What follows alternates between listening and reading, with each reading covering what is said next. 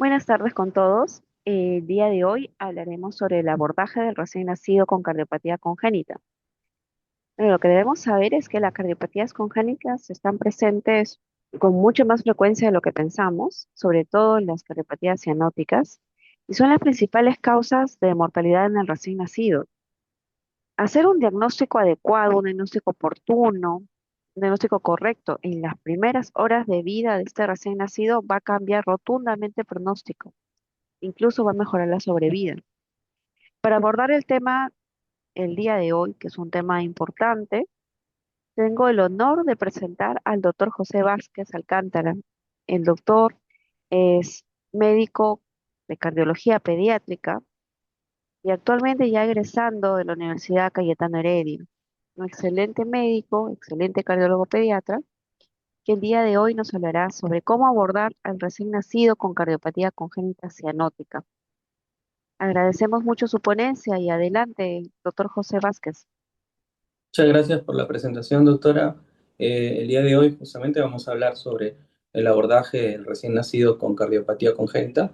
Es importante recalcar que esta ponencia está dirigida básicamente a reconocimiento de este tipo de pacientes, a aquellas personas o personal médico que se enfrenta a estos pacientes en sus primeras horas de vida y lo que debe de saber o lo necesario que debe hacer para poder actuar con precisión ante estos casos. Bien, como objetivos de la sesión tenemos que, en primer lugar, es reconocer al recién nacido con sospecha de cardiopatía congénita cianótica crítica mediante un examen físico y un tamizaje por oximetría de pulso. Esta oximetría de pulso es importante hacerla, es antes del alta o en las primeras en 24 horas de vida y es reproducible, es sencilla y es barata, así que no debe escaparnos de hacer este tipo de procedimiento. Diferenciar la cianosis de causa cardíaca de las causas respiratorias, hematológicas y neurológicas, aplicar las medidas iniciales de estabilización para estos pacientes, incluida la indicación de prostaglandina E1 como pilar de tratamiento y la titulación de oxígeno como uno de los fármacos, los cuales pueden ser inclusive hasta contraproducentes en algunos casos. Referir oportunamente con la estabilización adecuada y el pretransporte y la comunicación estructurada al centro especializado si así lo requiriese, ¿no? El enfoque no busca, esta ponencia no busca enseñar a diagnosticar la cardiopatía congénita en específica, son muchas, y este es un campo mucho más específico para nosotros los cardiopediatras, y eso va a requerir una adecuada evaluación ecocardiográfica, pero lo que sí busca es que quien vea al neonato, como mencioné, primero sospeche, clasifique la fisiología y no empeore mientras llega la ayuda especializada mediante una interconsulta en donde uno se encuentre, ¿verdad? ¿Por qué importa hacer esto? Porque es el cuello de botella de la mortalidad por cardiopatías congénitas que no está en el quirófano, está en el reconocimiento inicial y en el tiempo en el cual se hace la referencia o se hace el diagnóstico de manera oportuna.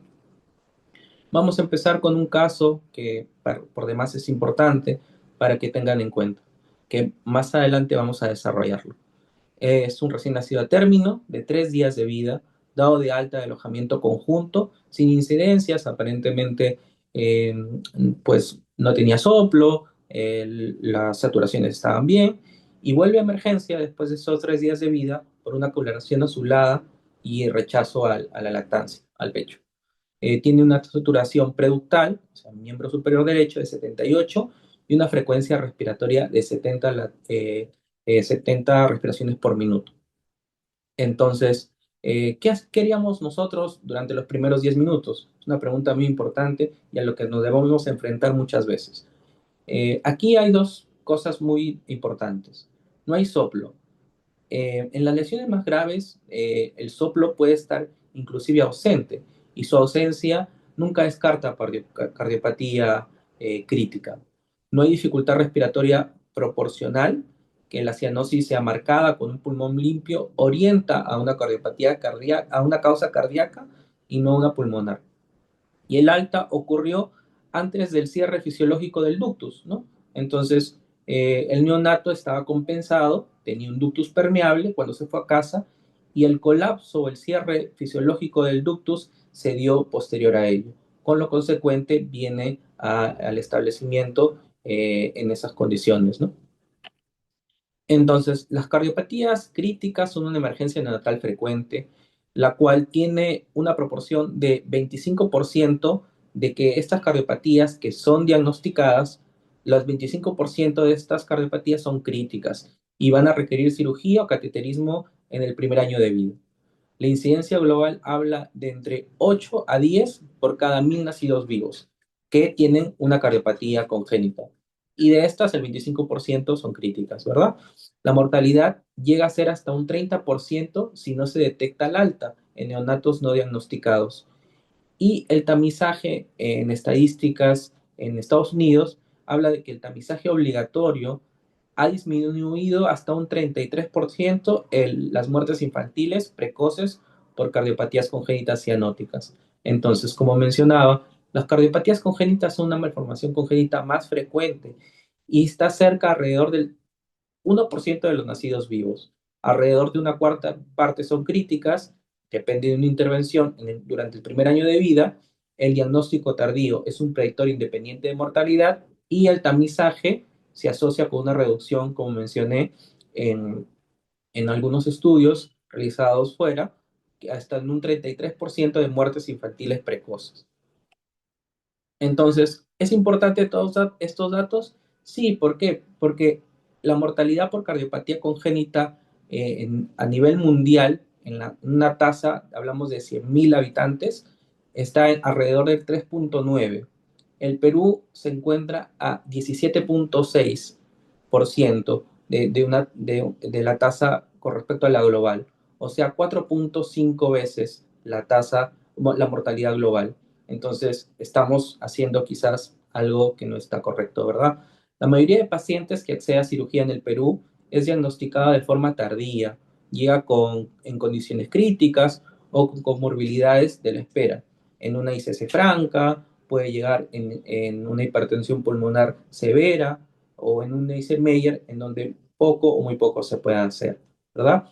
Entonces, esta cifra es comparable, nuestra realidad nacional, en países con sistema de salud en crisis, ¿no? En países con detección oportuna, se habla de que hasta un 97% de pacientes con cardiopatía congénita alcanza la edad adulta. Y eso es lo que deberíamos apuntar idealmente, que estos pacientes lleguen a desarrollarse con años de vida esperados como cualquier persona, ¿verdad? Entonces es importante la detección oportuna. Y el determinante modificable más cercano no es la técnica quirúrgica, es el tiempo hasta el reconocimiento o el diagnóstico oportuno de estos pacientes. Entonces, dada la coyuntura a nivel nacional, la ley 31975 del año 2024, publicada y hecha aplicada a la normativa para cardiopatías congénitas y en el tamizaje neonatal universal de estos pacientes, modifica la ley previa e incorpora este tamizaje neonatal de cardiopatías congénitas críticas al programa universal, el cual se realiza mediante la oximetría de pulso y es aplicable en todos los niveles de atención del país y debe ser primordial y preponderante realizarla previa al alta de todo recién nacido vivo. Entonces, tiene una implicancia para el primer nivel de atención, el cual la oximetría de pulso es barata, es rápida, es no invasiva y no requiere una infraestructura de alta complejidad. Su implementación no depende de contar con ecocardiografía en el establecimiento, sino depende del protocolo, el oxímetro y el personal entrenado para que se pueda realizar y sea reproducible.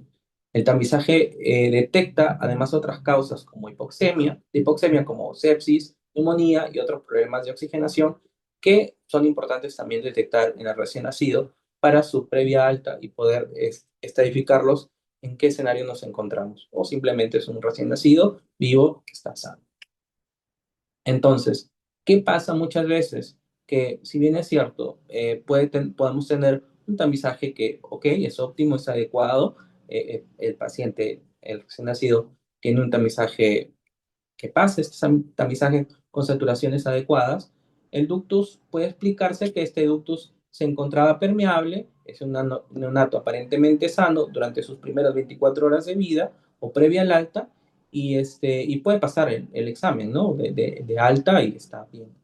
Luego puede ocurrir algo normal, que viene a ser el cierre funcional de este ductus. Durante las primeras 24 a 48 horas puede existir que este paciente, obviamente, se cierre el ductus, que es fisiológicamente lo que debería ocurrir, pero si estamos hablando de una cardiopatía congénita cianótica crítica, este es un paso fundamental porque puede ser flujo de ductus dependiente a flujo pulmonar o sistémico y esto puede agravar el cuadro y durante esas primeras horas va a empezar el cuadro clínico de este paciente con cianosis progresiva o deterioro hemodinámico. Y a las 48 72 horas, bueno, llega el colapso de estos pacientes con shock, acidosis, puede ser paro, y el cierre espontáneo del ductus puede causar esta muerte súbita, ¿no? La idea central es que en las cardiopatías ductus dependientes, el neonato está compensado mientras el ductus está permeable y el deterioro coincide con su cierre, que con frecuencia ocurre después del alta y lejos del hospital, ¿verdad? Entonces, en la línea de tiempo, como mencionaba, un lactante sano puede tener el ductus permeable, sí, quizás no encontramos soplo, quizás encontramos saturaciones adecuadas, el paciente se va de alta, pero ocurre este cierre, que es lo fisiológico y normal, pero en el contexto de un paciente con una cardiopatía congénita cianótica crítica. Entonces, la cianosis se cierra el ductus dentro de esas primeras 24 o 48 horas, la cianosis empieza a ser más progresiva, existe un deterioro hemodinámico y a las 48 72 horas llega el paciente en un estado como en shock, en acidosis o en una posible muerte súbita, ¿no? Entonces, la evaluación de saturaciones pre y postductal es crucial en las primeras 24 horas o previa al alta del paciente. Entonces, ¿qué pasa? Que hay dos escenarios, los cuales son importantes revisar en la fisiología circulatoria de fetal y neonatal. Recordar que en las resistencias vasculares pulmonares a nivel neonatal se encuentran altas, entonces va a existir este shunt, el famoso shunt de derecha a izquierda, que va a estar dado por el ductus va a chantear la sangre o el gasto cardíaco va a ser de derecha a izquierda, va a ir paseando los pulmones por la resistencia justamente alta que existe en la vida fetal, ¿verdad? Y también el foramen oval se va a encontrar abierto. Entonces, las resistencias vasculares pulmonares o las resistencias a nivel de corazón derecho van a encontrarse mucho más hipertensas y van a hacer una especie de shunt de derecha a izquierda. Entonces, recordar que el pulmón a esta edad, en la etapa neonatal, no ventila y quien ventila o va a oxigenar propiamente es la placenta.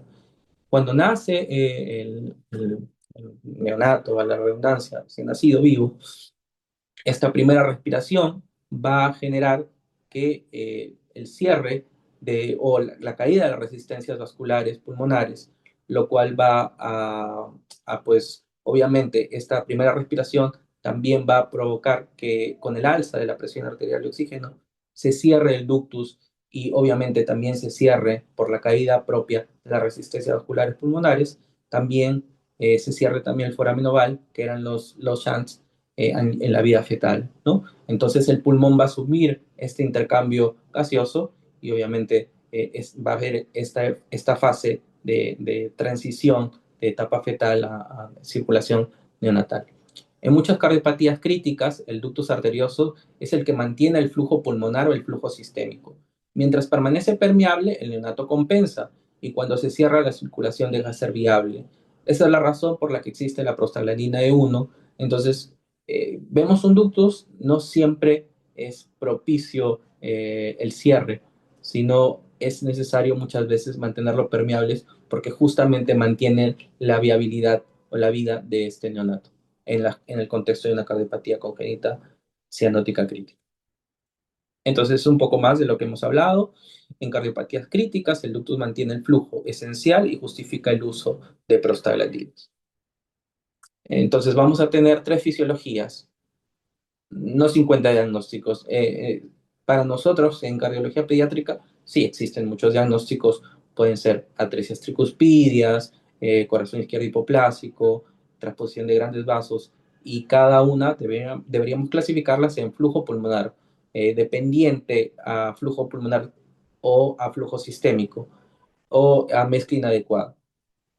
Pero es importante que a este nivel solo lleguemos a identificar el tipo de fisiología, más no los diagnósticos. Los diagnósticos los establecemos ya nosotros propiamente con nuestro examen gold estándar, que vendría a ser una ecocardiografía, ¿no? Entonces, para flujo pulmonar ductus dependiente, obviamente que no va a haber un adecuado flujo a nivel pulmonar, y lo que va a sopesar sería el shunt de izquierda a derecha, de aorta a pulmonar, ¿no? Entonces, el ductus lleva sangre al pulmón por la aorta, de izquierda a derecha. Y va a presentar como cuadro clínico cianosis marcada, el pulmón va a encontrarse limpio. En el flujo sistémico, ductus dependiente a flujo sistémico, es al contrario, de derecha a izquierda, de pulmón a aorta, de pulmonar a aorta. Entonces, el ductus lleva sangre al cuerpo, y el cuadro clínico puede presentarse ante este cierre del ductus con shock, pulsos débiles y acidosis. Y puede existir también un escenario donde haya una mezcla inadecuada, en el cual obviamente, por ejemplo, en una transposición de grandes vasos, que la aorta nace del ventrículo derecho y la pulmonar del ventrículo izquierdo, entonces no va a haber una adecuada oxigenación y va a necesitar una mezcla. Eh, el ducto sí compensa de cierta manera, pero es necesario un shunt intracardíaco, que vendría a ser también una comunicación interauricular mediante un foramen. Es necesario muchas veces hacer un procedimiento de emergencia que se llama atriosectomía emergencia, el procedimiento de Rashkin, que también es un procedimiento el cual es necesario para mantener la mezcla adecuada. No es necesario distinguir una atresia pulmonar, como mencionaba, de la anomalía de Epstein para actuar correctamente, pero sí es necesario saber si estas son ductus dependientes y mantener permeable este ductus, ¿no? Necesita responder una sola pregunta. ¿El ductus arterioso es sostenida por flujo pulmonar, por flujo sistémico o por mezcla? Y actuar, ¿ok? Bien, entonces, como mencionaba, estos tres escenarios pueden tener un cuadro clínico florido, pero más o menos caracterizándolos uno por uno, el de flujo pulmonar ductus dependiente podría tratarse de una cianosis severa con pulmones limpios, flujo sistémico, shock, acidosis, pulsos débiles, y de mezcla inadecuada, una cianosis profunda y refractaria. Muchas veces hablan de casos emblemáticos, ¿no? Un neonato que nace en sus primeras horas de vida con una cianosis profunda y refractaria.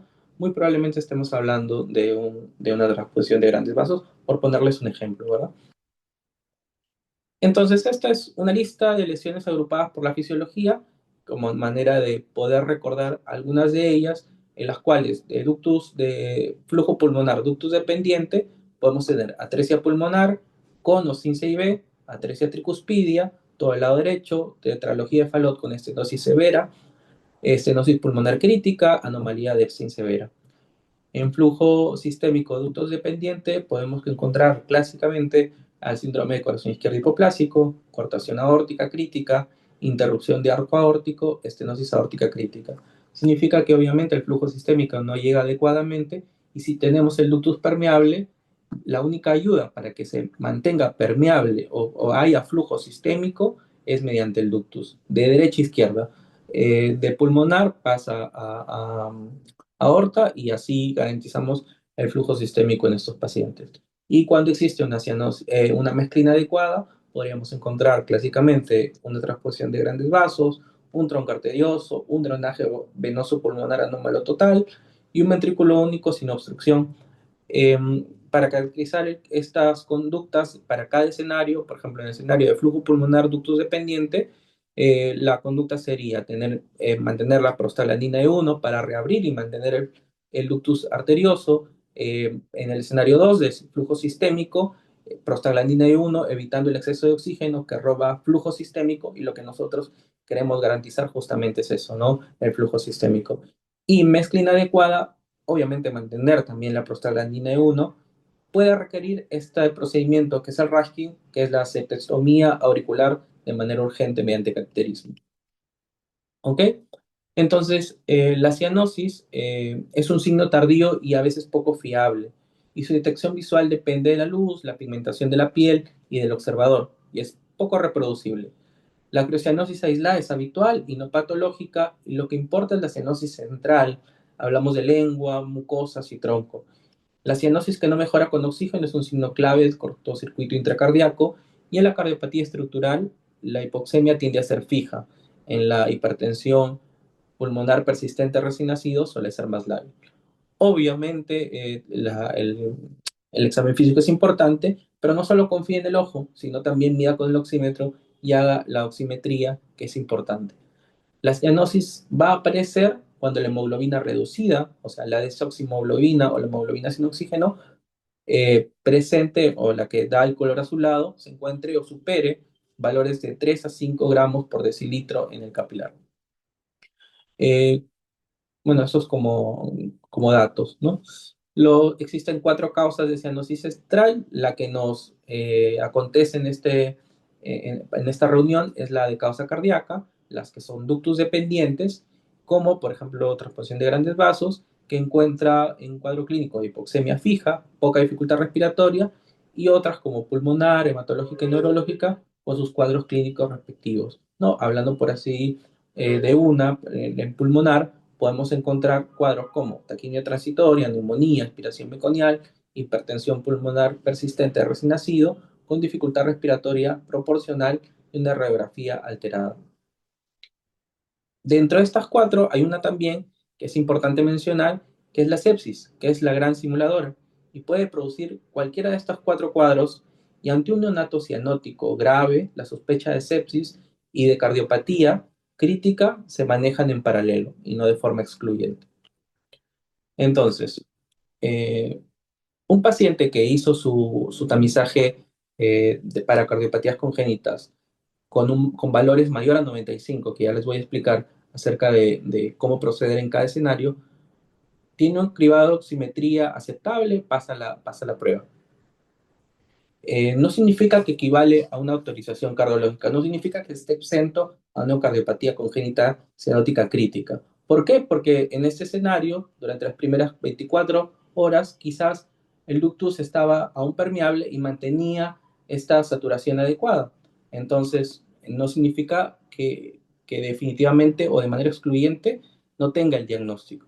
Entonces, ¿qué es importante recalcar? Igual al alta, porque puede suceder que este cierre fisiológico normal se dé después de las 24 o 48 horas. Entonces, previo al alta hay que educar a la familia y mencionarle que existen o pueden existir signos de alarma, como cianosis, que es la piel, la coloración azulada de la piel, respiración rápida, mala alimentación, sudoración y letargo, para tener en cuenta y podamos actuar adecuadamente y se pueda acudir a tiempo con este neonato.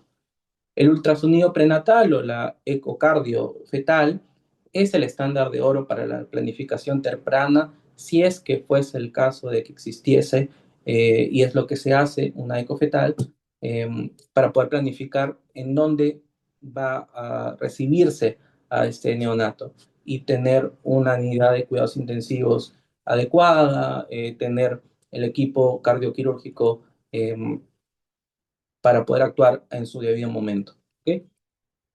Entonces, el tamizaje por oximetría es el algoritmo de la Academia Americana de Pediatría del 2025. Menciona que tenemos que medir la saturación pre y postductal. Preductal, mano derecha; postductal, cualquier miembro inferior, a partir de las 24 horas de vida o antes del alta, si es más precoz.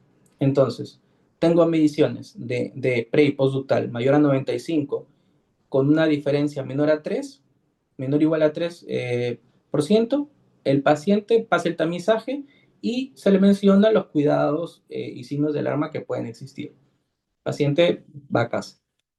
En el caso de que el paciente tuviera entre 90 y 94 en cualquiera o una diferencia mayor a 3%, repetir solo una vez, una hora después de la primera medición. Si ahora está normal, pasa igual, las mismas medidas que se mencionó en el primer escenario. Pero si no, persiste alterado, no pasa la prueba y ya se viene con algunas decisiones complementarias, como hacer una interconsulta, pedir una ecocardiografía, una radiografía y si hasta mientras poder actuar, mantener o iniciar la prostaglandina. No retrasar el tratamiento porque puede ser deleterio, puede ser peor. Y si tienes saturaciones en cualquiera de los miembros menor a 90, obviamente no pasa y pues no, ni siquiera se repite, simplemente no pasó la prueba y necesito una evaluación inmediata sin reintentos. Entonces, ¿qué cambió con respecto al algoritmo del 2011? Que en el algoritmo del 2011 mencionaban que solamente eh, tenía que tener una saturación mayor del 95%, sea pre o postductal, pero no de ambas. ¿Ok? Eso es lo que cambió. Y en el algoritmo del 2011 mencionaban hasta 2 repeticiones. Ahora se actúa más rápido. Si en un solo reintento no pasa la prueba, pues está negativo y es necesario hacer estudios complementarios o hacer una interconsulta a cardiología pediátrica para que pueda ser efectiva una ecocardiografía como examen gol estándar. Eh, Como se tiene y se ha visto, con menos reintentos, pasa de 2 repeticiones a una, significa menos demora hasta la evaluación del neonato, que no pasa el tamizaje, menos tiempo en la ventana que el ductus arterioso se está cerrando. Y bueno, se tiene un umbral más exigente, ¿no? Con requerir saturaciones mayor iguales a 95%. Recordemos que estos valores de 95%, mayor o iguales a 95%, estamos hablando de ciudades que se encuentran en la costa, sobre de 0 a 500 metros sobre el nivel del mar, porque existe un estudio muy importante de la valoración de la saturación pre y postductal en el Perú en aquellos pacientes que viven inclusive mayor a 3.400 metros, el cual fue publicado el año pasado por el doctor Escalante y colaboradores, en los cuales mencionan saturaciones objetivos para estos pacientes. Más adelante les voy a hablar sobre eso también. La oximetría y el examen físico son complementarios. Solo el examen físico, sin dejar de hacer oximetría, puede solamente detectar 69 pacientes de 100, los cuales tienen una cardiopatía crítica. Pero si le complementamos la oximetría, llegamos a alcanzar hasta 93 pacientes de 100 eh, de poder detectar. Entonces nos estaríamos perdiendo 24 pacientes que podríamos detectar solo complementando con la oximetría, y el valor de la oximetría y este tamizaje neonatal es importante. Entonces, el tamizaje no reemplaza el examen. Es importante también tener el examen. Eh, pero el tamizaje aprobado no es una alta cardiológica definitiva. Como les mencioné, puede ocurrir que el ducto se mantenía permeable previo al alta y después del alta pues se cierra y obviamente tenía esta cardiopatía congénita cianótica crítica, la cual va a generar el cierre y el colapso circulatorio de estos pacientes. Pueden existir falsos negativos del cribado, como algunas lesiones, ciertas formas de atresia pulmonar y lesiones obstructivas izquierdas pueden cursar con saturaciones dentro del rango normal de aprobación mientras el ductus está ampliamente permeable. La sensibilidad depende del momento del tamizaje, de la presencia de flujos colaterales y de la calidad del examen físico. En una serie amplia, más de la mitad de los casos no detectados por tamizaje se identificaron después por un soplo en el control clínico. Mensajes para el alta: instruye siempre a la familia sobre los signos de alarma, ¿no? Cianosis, rechazo al alimento, los que les mencioné, y asegura el control clínico precoz. Es importante siempre, por eso siempre se les dice que vayan a sus controles de neonatales, ¿no? A los pocos días de vida. Y aunque el tamizaje haya sido normal, porque el que le hace las siguientes evaluaciones pues puede tener un, una sospecha más alta y nos puede referir con antelación. El estándar previo, el diagnóstico prenatal, como mencioné, es el estándar de oro y es lo mejor que podríamos hacer, que es una gestante controlada que ya sabe más o menos a lo que nos estamos enfrentando y poder referirla a un establecimiento de una mayor complejidad para una actuación oportuna. Entonces, como les mencionaba, por ejemplo, el umbral para la Academia Americana de Pediatría era mayor o igual a 95%. Y en Lima y en toda la costa, en promedio es 97%. Así que con esos valores no, son normales. Pero, por ejemplo, en ese estudio que les mencionaba a nivel de Cusco y la Sierra Alta, con 98% y en un promedio de 91%, se habla de que estos pacientes pueden ser pacientes que los cuales pasan la prueba y se van a ajustar a la altura. Entonces, es importante tener en cuenta en dónde nos estamos enfrentando para poder catalogar si estos pacientes realmente tienen una saturación óptima y adecuada para pasar el tamizaje neonatal de una manera adecuada o óptima. La cianosis diferencial invertida es cuando, por ejemplo, un escenario normal, brazo derecho y cualquier miembro inferior, 95-95 o superiores a esto, con una diferencia menor a 3, es normal. Entonces, no hay shunt, no hay cortocircuito significativo a través del ductus, y esto es un paciente que probablemente sea un niño sano que no tiene aparentemente ninguna cardiopatía congénita cianótica crítica, ¿no? La cianosis diferencial es cuando tiene, obviamente, un paciente que está coartado con interrupción de arco aórtico, evidentemente, preductal va a estar mucho mayor que postductal, que vendría a ser en pierna, ¿no? Entonces hay una diferencia mayor. Y cianosis invertida, por ejemplo, en el caso de transposición de grandes vasos, en los cuales preductal en brazo derecho va a tener 80 y postductal en pierna tiene 94, ¿no? La aorta va a nacer, por ejemplo, del ventrículo derecho, como mencionaba, y va a tener una sangre más oxigenada que llega hacia la mitad inferior del cuerpo. Entonces, esto podría ser una explicación por la cual la cianosis se encuentra invertida en este tipo de pacientes. Ambos patrones son de emergencia, los dos anteriores, y solo se detectan si se mide la saturación en dos sitios. ¿Ok? Complete siempre con pulsos en las cuatro extremidades y la presión arterial en brazo derecho y en una pierna pre y postductal igual, ¿no? Entonces, estos valores son importantes para el cardiólogo pediatra cuando va a evaluar por primera vez este tipo de pacientes. ¿En qué momento se hizo la saturación pre y postductal? ¿Cuáles son los valores de si tienen pulsos en las cuatro extremidades, si son palpables, si son simétricos, y la presión arterial pre y postductal también es importante? Entonces, hay una herramienta que se viene usando, que es una herramienta también clásica, si es que no se tiene la posibilidad de un ecocardio o no se puede hacer de manera efectiva o existe una sospecha muy alta de cardiopatía congénita diagnóstica crítica, que es el test de hiperoxia. ¿Qué es? Es la medición de la presión arterial en la arterial de oxígeno en la arteria radial derecha antes y después de oxígeno al 100%. ¿Cómo se hace? Una gasometría basal de cómo se encuentra el paciente y luego, después de haberle administrado FIO al 100% durante 10 minutos. Se repite la gasometría. ¿En qué escenario? Cuando tenemos cianosis sin causa clara y con ecocardiografía disponible sin ecocardio disponible de inmediato. ¿Y por qué? Porque en un pulmón sano va a responder al oxígeno y un cortocircuito intracardíaco, obviamente que no. Entonces, una respuesta normal es un valor mayor a 250 milímetros de mercurio.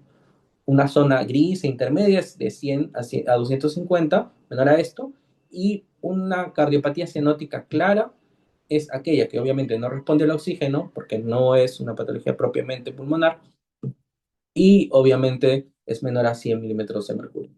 Entonces, el límite nunca se debe retrasar. El inicio del mensaje es claro, nunca dejar o retrasar el inicio de prostaglandina E1 en un neonato inestable con sospecha alta de cardiopatía congénita cianótica crítica. Es importante también pedir algunos exámenes complementarios, sí, como la radiografía de tórax, un electrocardiograma si es posible y gases arteriales. ¿Por qué es importante la radiografía de tórax de manera complementaria? Porque nos van a dar datos útiles en el escenario diagnóstico, como el situs, la silueta cardíaca y sobre todo si es que hay hiperflujo, plétora o hipoflujo pulmonar o oligoemia. Las siluetas clásicas son sugestivas, pero no son diagnósticas. Las siluetas clásicas que ustedes conocen, el muñequito de nieve, el corazón en forma de ovoide, o el corazón en cuerda, en huevo y cuerda, pueden presentarse sí, o la clásica bota sueca, pueden presentarse sí, pero no son las clásicas de inicio en el neonato. Entonces, eso puede inclusive presentarse no en el neonato, sino en pacientes con edades un poco más avanzadas, en lactantes.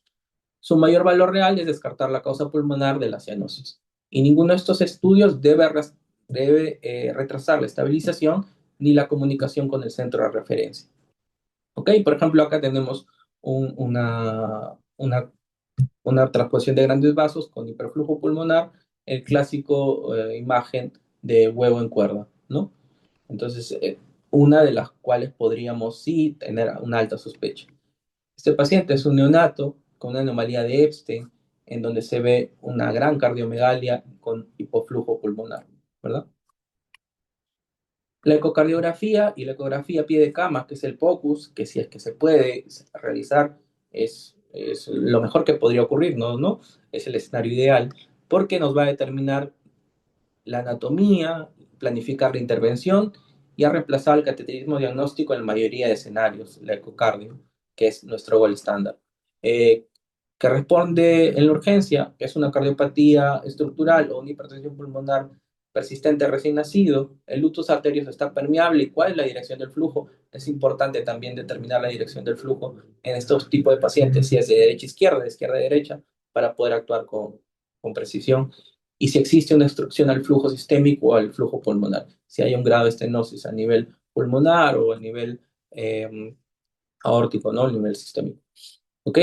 Bien, el POCUS, como mencionaba, es importante para poder titular las prostaglandinas con precisión y confirmar la permeabilidad del ductus, evitando dosis innecesarias.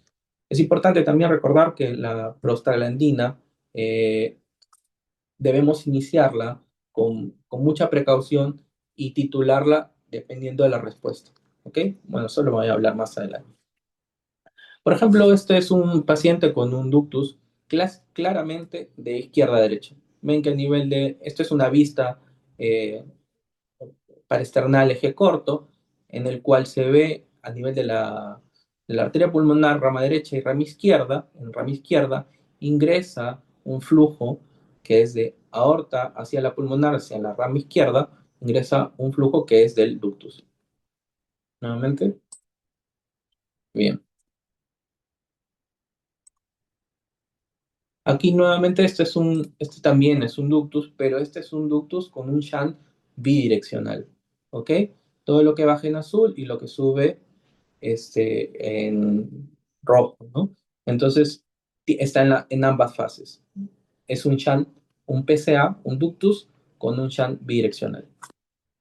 Y esta es una vista subcostal modificada para ver de arriba abajo, para ver el, el foramen, que es restrictivo, o sea, que permite un flujo muy limitado de izquierda, de izquierda a derecha, el cual, perdón, requiriese en algún momento la, el procedimiento de Rashkin, una atracectomía de emergencia, si es que la mezcla es inadecuada.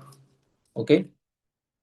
Bien, para integrar todo, como un algoritmo integrado del abordaje de estos pacientes, podemos mencionar que estos recién nacidos cianóticos tenemos que tener la saturación pre y postductal, el examen físico y pulso en cuatro extremidades. Es importante esta valoración previo a poder tomar algunas decisiones. Hablamos si es que sea de causa pulmonar, hematológica, neurológica evidente. Si es que sí, tratemos la causa y reevaluemos. Y si es que no, obviamente es una causa, una alta sospecha de cardiopatía congénita cianótica. Entonces, ¿qué vamos a hacer?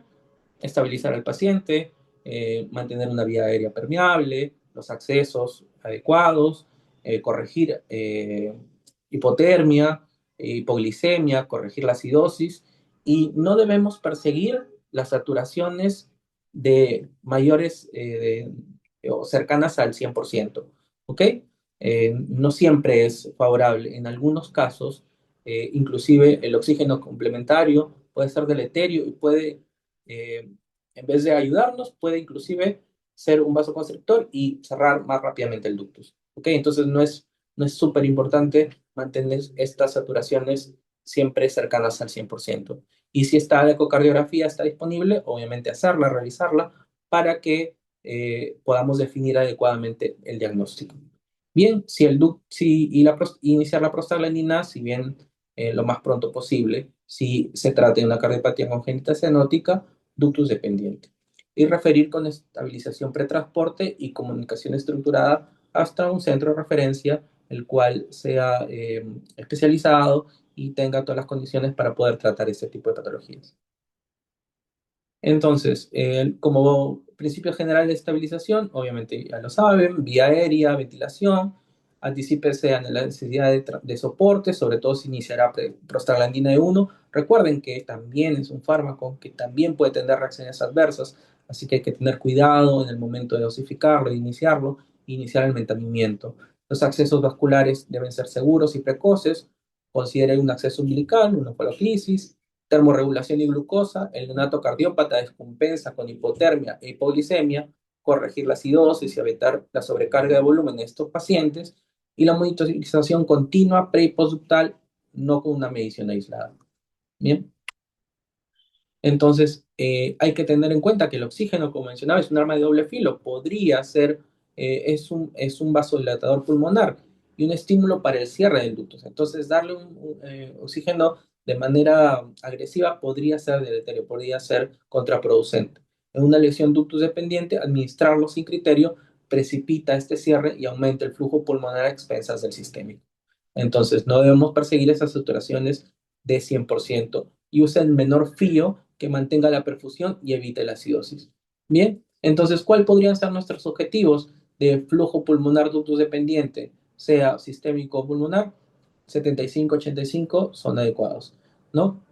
Racionalmente, la hiperoxia va a cerrar el ductus en flujo pulmonar ductus dependiente y en flujo sistémico ductus dependiente, la hiperoxia desvía el flujo al pulmón y roba flujo hacia el sistémico. Entonces podría, como mencioné, ser contraproducente.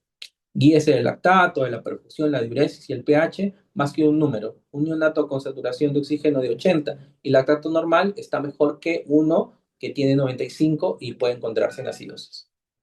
Entonces, estandarizando qué es lo que nos recomiendan las guías, iniciar habitualmente a dosis bajas y ir titulando dependiendo de la respuesta. Titular a la baja hasta el mínimo eficaz posible, no a la alta porque hay obviamente efectos los cuales pueden ser contraproducentes.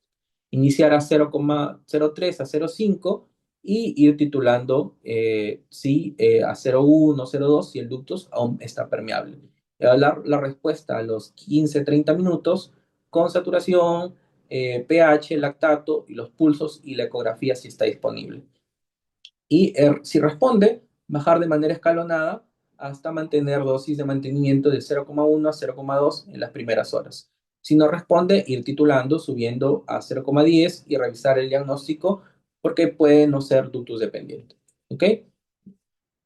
Bien, la prostaglandina también tiene efectos adversos y hay que tener precauciones con ella, como por ejemplo la apnea, hipertermia, edema y efectos gastrointestinales.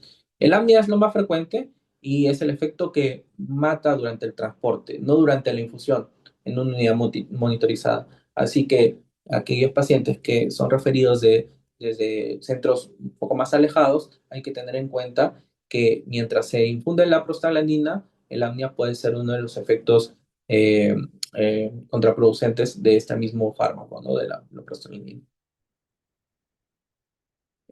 Como predictores de mortalidad y errores frecuentes es, por ejemplo, que un paciente tenga predictores independientes de la mortalidad preoperatoria o lo que se vaya a hacer posterior con estos pacientes, como bajo peso al nacer, ventilación mecánica invasiva, necesidad de soporte inotrópico y el diagnóstico tardío, obviamente que es uno de los factores de pronósticos o de predictores de mortalidad que puede ser modificable, que no es inherente al neonato, sino que si es que se puede hacer mucho más temprano, es mucho mejor para ellos. Y 5 errores que cuestan vidas: dar alta sin oximetría pre y postductal, como dije, reproducible, es sencillo, es fácil de hacer; asumir que sin soplo no hay cardiopatía; perseguir las saturaciones cercanas al 100%, no siempre son las adecuadas; esperar que la ecocardio para iniciar prostaglandina, si es que usted tiene una alta sospecha en un paciente inestable, pues iníciela y no retrase el manejo. Y trasladar con prostaglandina sin haber previsto la vía aérea también puede ser contraproducente. ¿Qué asegurar y qué informar? La estabilización, la vía aérea, los accesos, la infusión de prostaglandina, todo lo que respecta a la monitorización y corrección del medio interno del paciente, monitorización pre y postductal, y que informar al cardiólogo pediatra previo a la interconsulta, la edad gestacional, peso, edad en horas del paciente, la saturación pre y postductal con y sin oxígeno, la presión arterial en 4 extremidades y calidad de pulsos, la gasometría, si se corrigió la glucosa, el lactato, dosis y horas de inicio de la prostaglandina, cuántos días, con cuánto se inició, cuánto fue de mantenimiento, y la existencia de hallazgos diagnósticos prenatales, si hubo en algún control prenatal, si a la madre, a la gestante se le informó sobre alguna sospecha de cardiopatía congénita cianótica crítica, ¿no?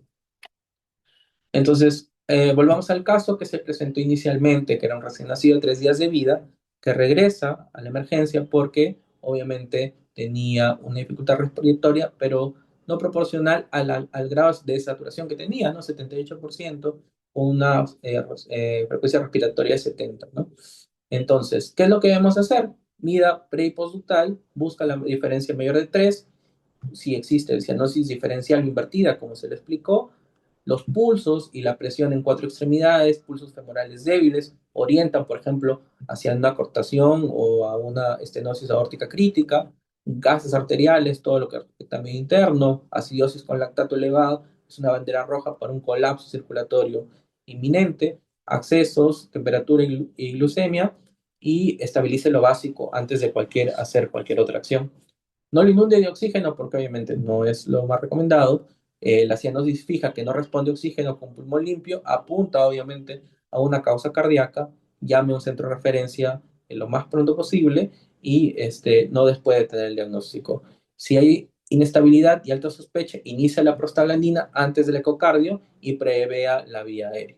¿Ok?